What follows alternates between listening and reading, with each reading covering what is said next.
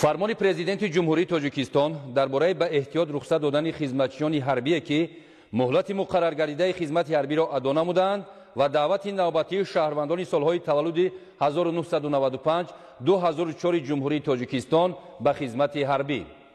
مطابق ماده 7 قانون جمهوری تاجیکستان درباره مدافع فرمان می‌دهم.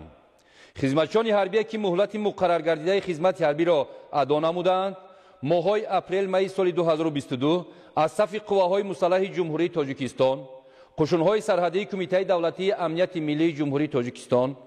گواردیای ملی جمهوری تاجیکستان، قشون‌های داخلی وزارت کارهای داخلی جمهوری تاجیکستان، قشون‌های مدافعه گراجدانی کمیته حالت‌های فوق‌العاده و مدافعه گراجدانی نزد حکومت جمهوری تاجیکستان، بریگاد پاسبانی کننده سرریاست اجرای جزای جنایتی وزارت عدلیه جمهوری تاجیکستان، بتالیون کشاورزی اگنتی تامینات اموال مخصوصی نزد حکومت جمهوری تاجیکستان به احتیاط رخصت داده شوند. ماه‌های اپریل می سال 2022 شهروندان جنسی مردی تا روز دعوت به سن 18 رسیده، اینچنین شهروندان سن کلانتر جمهوری تاجیکستان که حقوق به تأخیر انداختن مهلت دعوت یا آزاد بودن از دعوت به خدمت حربی را ندارند برای خدمت به صف قواهای مسلح جمهوری تاجیکستان، قشون‌های سرحدی کمیته دولتی امنیت ملی جمهوری تاجیکستان، گواردیای ملی جمهوری تاجیکستان، قشون‌های داخلی وزارت کارهای داخلی جمهوری تاجیکستان، قشون‌های مدافعه گراجدانی کمیته حالت‌های فوق‌العاده و مدافعه گراجدانی نزد حکومت جمهوری تاجیکستان، بریگاد پاسبانی کننده سرریاست اجرای جزای جنایتی وزارت عدلیه جمهوری تاجیکستان، بتالیون کشاورزی اگنتی تامینات اموال مخصوصی نزد حکومت جمهوری تاجیکستان دعوت کرده شوند. وزارت مدافعه جمهوری تاجیکستان، رئیسان کمیسی‌های دعوت ولایت مختار کوهستان بدخشان، ولایت‌ها، شهر دوشنبه و شهر نویاها با اشتراک نمایندگان مقامات امنیت و کارهای داخلی دعوت شهروندان را از حساب انتخاب دقیق دعوت شوندگان به قشون‌های سرحدی،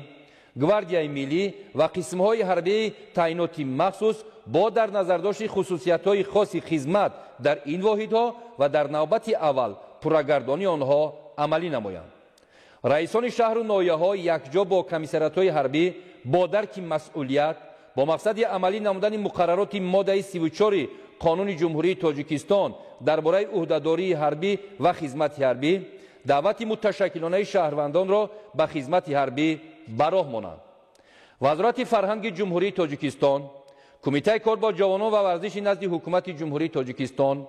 کمیته تلویزیون و رادیوی نزد حکومت جمهوری تاجیکستان آمادگی و رفت دعوت شهروندان را به خدمت حربی به طور وسیع انعکاس نموده خدمت حربی را در قواهای مسلح جمهوری تاجیکستان همچون وظیفه مقدس هر یک شهروند جمهوری تاجیکستان ترغیب نمایند. وزارت تندرستی و حفظ اجتماعی اهالی جمهوری تاجیکستان برای معاینه نظارتی طبی دعوت شوندگانی که از